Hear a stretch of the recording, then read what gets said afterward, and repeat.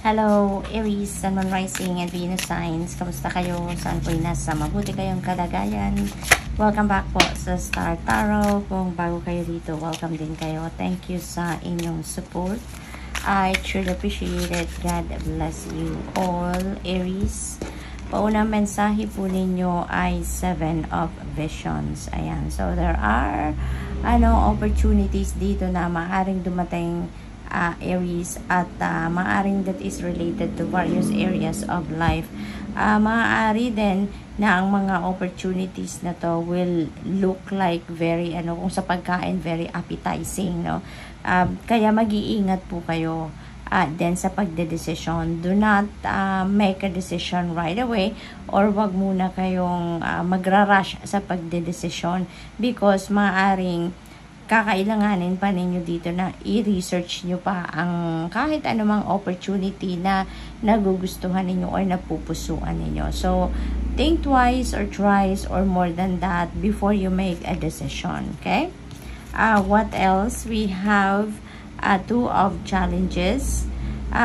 Siguro ang iba sa inyo dito naguguluhan. Maaaring iba yung sinasabi ng isip ninyo, iba yung sinasabi ng puso ninyo, no? So, siguro may decision kayo dito na kailangang harapin or decision making na kailangang harapin and that could be related dito sa opportunity na to.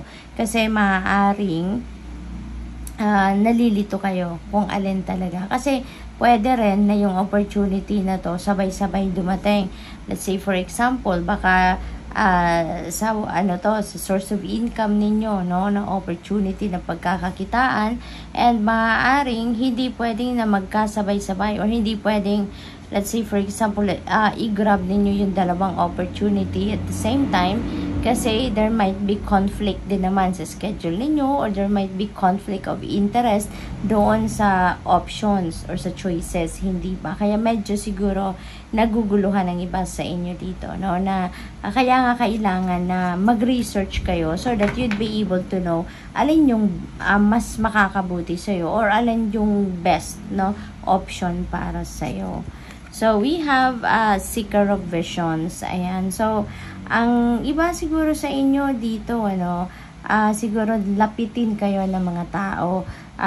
Siguro, very compassionate and kind listener. Kaya maaaring yung mga tao naiinganyo or naa-attract sa inyo at kayo yung nilalapitan para hingian ng advice or opinion or any input na makakatulong siguro na magkaroon ng kalinawan ang kanilang isipan at magkaroon ng enlightenment kumbaga, no? What else? We have Keeper of Visions. So, posible dito, Aries, na yung lalapitan or nilalapitan ng mga tao dito is kayo talaga. Kasi maybe you are embodying the energy of both these energies. Both very supportive, very helpful, very intuitive, very sensitive, no? Contemplative, yung ganon. At pag kailangan talaga ng kung sino man nangangailangan sa kanya, kailangan ng sage advice, lalong-lalo na lagi siyang nandiyan. Handa siyang tumulong, handa siyang magbigay ng kung ano ang kaya niyang ibigay, kung ano man ang hinihingi ng tulong sa kanya.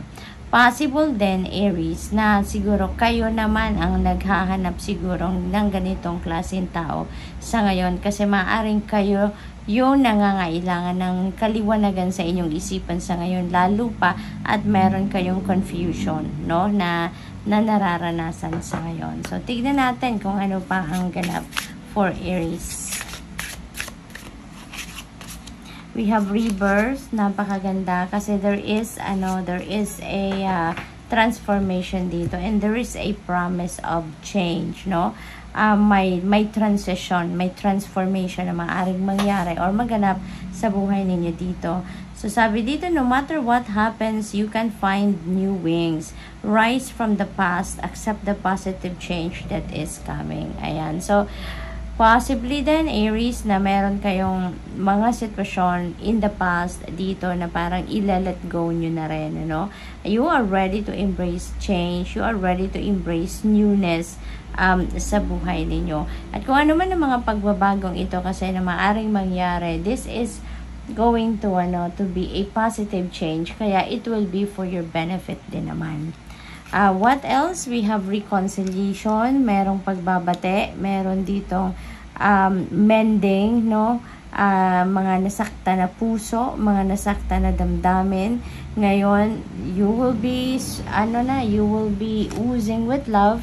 Kaya maaring magkaroon na kayo dito ng pagpapatawad or acceptance of what happened, 'di ba?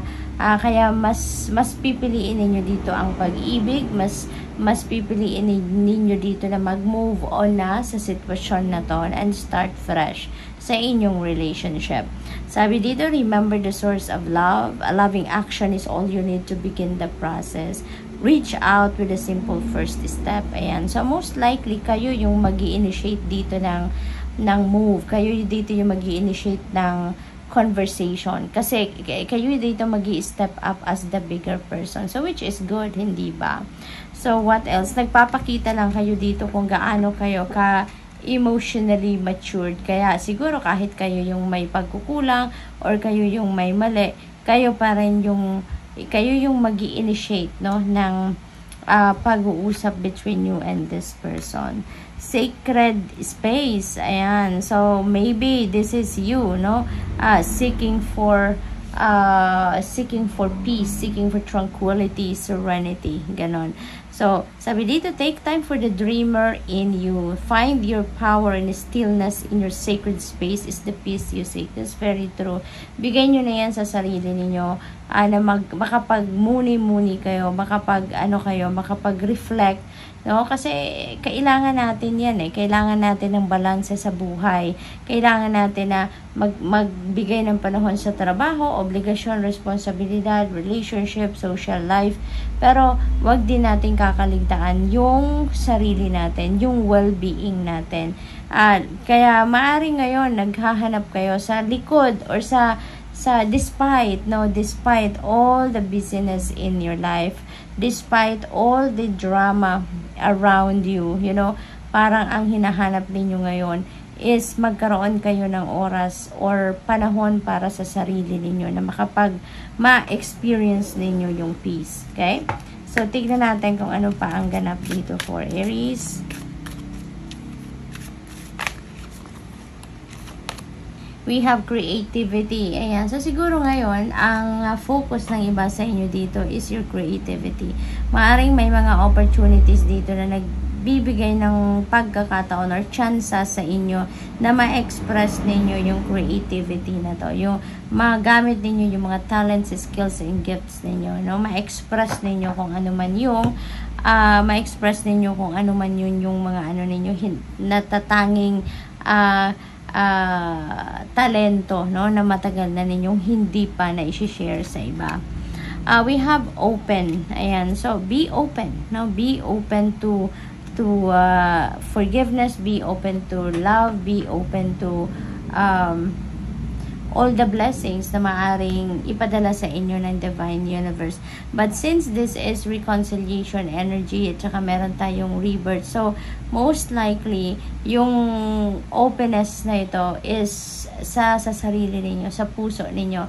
Kaya nga ang iba siguro sa inyo dito tututunan ninyong magpatawad dahil dyan, no, na nagbinubuksan nyo na ang puso para sa pag-ibig, para sa pagpapatawad, no, at saka maaari din na binubuksan ninyo ang inyong sarili din para sa mga pagbabago sa buhay ninyo na maaaring mag-unfold sa ngayon. We have acceptance. Ayan, so ulit-ulit lang mga mensahe para sa inyo. Acceptance, openness, forgiveness. Ayan, nandun na kayo sa punto na talagang emotionally matured na kayo. Kaya handa, na kayo alam nyo na ito yung kailangan ninyo sa sarili ninyo, na pairalin ng pagmamahal sa kapwa, magpatawad kung kinakailangan. At pag nagpapatawad naman tayo, we are not doing that for them, 'di ba? Doon sa mga taong nakasakit ng damdamin natin, but we are forgiving them because we want to move on sa buhay. We want to break away from resentments, from anger, from mga sama ng loob, 'di ba? Kasi hindi naman 'yon nakakatulong sa atin. Kung meron tayong mga bit-bit na gano'n, instead nagpapabigat lang yan ng ng journey natin. Kaya mas pinipili ninyong tanggapin na lang kung ano na nangyari na. Tanggapin na lang na may mga sadyang gano'n talagang kailangang pagdaanan, no? Ang tayo to learn something, 'di ba? To gain wisdom, yung gano'n. So, good luck. Thank you for watching. Love and light. Namaste.